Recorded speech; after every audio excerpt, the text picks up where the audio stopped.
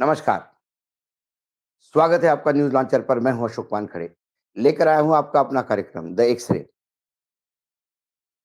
प्रधानमंत्री धुआंधार चुनावी रैलियों में व्यस्त हैं।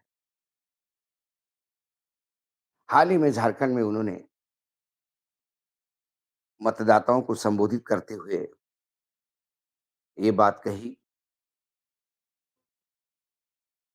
कि अब वो लोग आपके बेटी को भी ले जाएँगे। जब ये बात बेटी तक आ जाती है, तो पिछले चुनाव की याद आती है, जब प्रधानमंत्री जी ने लोकसभा में महाराष्ट्र में बड़े दावे के साथ कहा था कि इंडिया गठबंधन का या कांग्रेस का मैनिफेस्टो घोषणा पत्र में ये लिखा है, यदि वो सत्ता में आते हैं तो आपके माँ के गले का मंगलसूत्र निकाल कर किसी मुस्लिम समाज में या किसी अल्पसंख्यक को दे देंगे। आपकी भैंस खूंटे से छोड़ के उनको दे देंगे। उसके बाद यूपी में बात मुजरे तक की आ गई। राजनीति में किस हद तक नीचे गिरावट आ जाती है, ये लोकसभा के चुनाव में तो हमने देखा था। लेकिन जब लोकसभा चुनाव में लोगों ने भाजपा को सबक सिखाया, यानी वैसा देखा जाए तो भाजपा को 180 पे सिमटा। टेक्निकली भाजपा 240 पे है।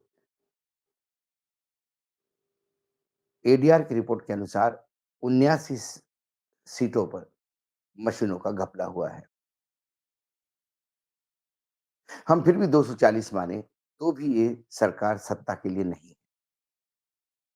वर्तमान सरकार बैसाखियों पे चल रही है, और यदि ये सरकार बैसाखियों पे चल रही है तो इसका मुख्य कारण ये कुप्रचार ही था, और ये राजनीति का गिरता हुआ स्तर था जो इस देश के लोगों ने पसंद नहीं किया। लेकिन फिर शायद 240 भी प्रधानमंत्री जी को बहुत बड़ी सफलता लगती होगी। इसीलिए भैंस चुरा लेंगे, मंगलसूत्र चुरा लेंगे, मुजरा करेंगे कि अपार सफलता के बाद अब वे आपकी बेटी छीन लेंगे। इस लेवल पे प्रधानमंत्री जी आए हैं। कुल मिलाकर झारखंड में हिंदू मुसलमान करने का पूर्ण रूप से प्रयास हो रहा है। झारखंड का दायित्व जिनके पास है भाजपा में, आसाम के मुख्यमंत्री हेमंत बिस्व शर्मा, उनके भाषण जब सुनते हैं तो उसके बाद क्या इस देश में चुनावी आचार संहिता है? क्या इस देश में कानून का राज है? क्या ये देश हिंदू राष्ट्र घोषित हो गया है? क्या इस देश में मुस्लिम नाम ले लेकर डराने का हिंदुओं को प्रयास हो रहा है? ताज्जुब लगता है कि इतने साल, 10 साल से ज़्यादा 10 साल से ज़्यादा समय नरेंद्र मोदी जी की सत्ता दिल्ली में है। इसके बावजूद यदि बेटियां हिंदुओं की सुरक्षित नहीं है, तो बिल्कुल जैसा कि प्रधानमंत्री कह रहे हैं, तो फिर इन्हें सत्ता में रहने का अधिकार क्या है? 10 साल से 56 इंच की सीने वाली सरकार दिल्ली में बैठी है।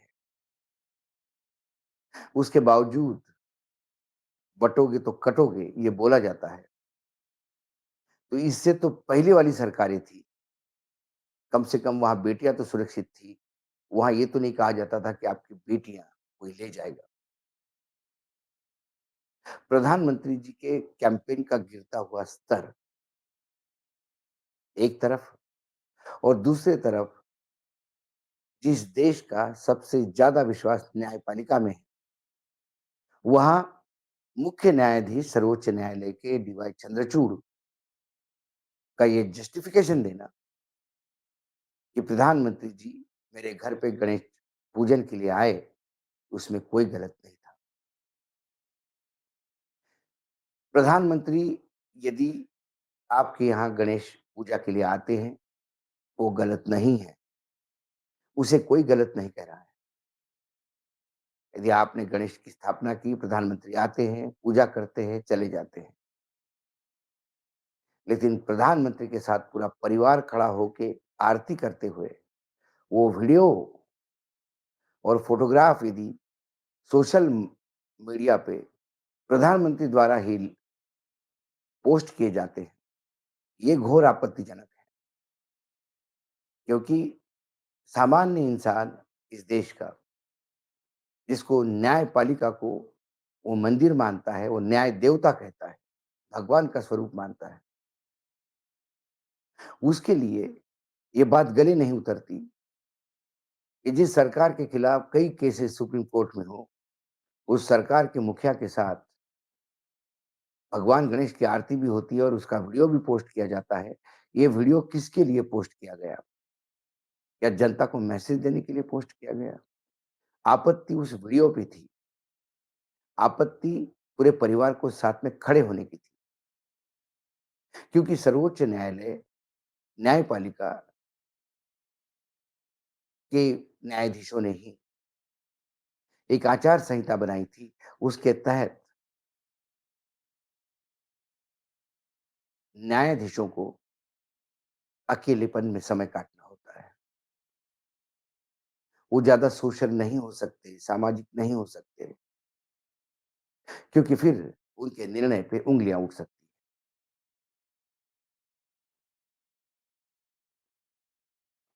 क्या जो आदमी सरेआम झूठ बोलता हो कि आपकी माँ के गले का मंगलसूत्र किसी को दिया जाएगा, आपकी भैंस खोल के दी जाएगी, मुजरे जैसी बात पे बात करता हो और अब तो आपकी बेटी ले जाएगा, ऐसी बातें करता हो चुनाव में, क्या उसके साथ गणपति पूजा में खड़ा होना इस देश के सर्वोच्च न्यायालय के मुख्य न्यायाधीश अपने आप को गौरवान्वित महसूस करते हैं या नहीं? सवाल ये है। सवाल ये भी है कि 10 नवंबर को यानी इस शनिवार को जब डीवाई चंद्रचूड़ जी रिटायर्ड हो जाएँगे, उसके बाद क्या? क्योंकि वर्तमान में जो लोग सत्ता में हैं, उन्हीं पार्टी के एक बड़े नेता स्वर्गीय अरुण जेटली जी, उन्होंने राज्यसभा में सदन के पटल पे ये बात कही थी कि appointments made after the retirement of the जजेस should be weighed with the decisions they have given in various cases।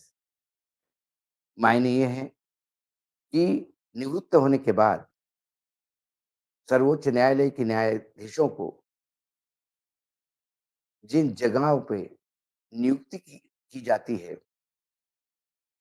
उसको उनके निवृत्ति के पहले दिए हुए निर्णयों के साथ तोलना होगा। यदि उन्होंने बहुत सारे निर्णय ऐसे दिए जो सरकार के पक्ष में जाते हैं और उसके बाद सरकार उन्हें गवर्नर, उन्हें राज्यपाल, उन्हें कहीं राज्यसभा में ले आते हैं, तो क्या हम ये माने ये गिव एंड टेक था? तो एक तरफ प्रधानमंत्री जी के प्रचार का गिरता हुआ स्तर, दूसरी तरफ मुख्य न्यायाधीश का ये बार-बार जस्टिफिकेशन करना, 2 तराजू में 2 चीज़ें हैं। ये तो 10 तारीख के बाद ही पता पड़ेगा कि वो गणपति की आरती के बाद गणपति ने आशीर्वाद किसको दिया। लेकिन एक बात तो तय है, इस देश का सामान्य इंसान अपने आप को ठगा-सा महसूस करता है। जब मैं एक्स-रे मशीन से ये देखता हूँ, प्रधानमंत्री का वक्तव्य और मुख्य सर्वोच्च न्यायालय के मुख्य न्यायाधीश का वक्तव्य, तो मुझे इतना रायता फैला हुआ दिखता है। आज एक्स-रे में इतना ही। कल फिर आता हूँ किसी विषय के साथ। तब तक के लिए नमस्कार। देखते रहिएगा न्यूज़ लॉन्चर।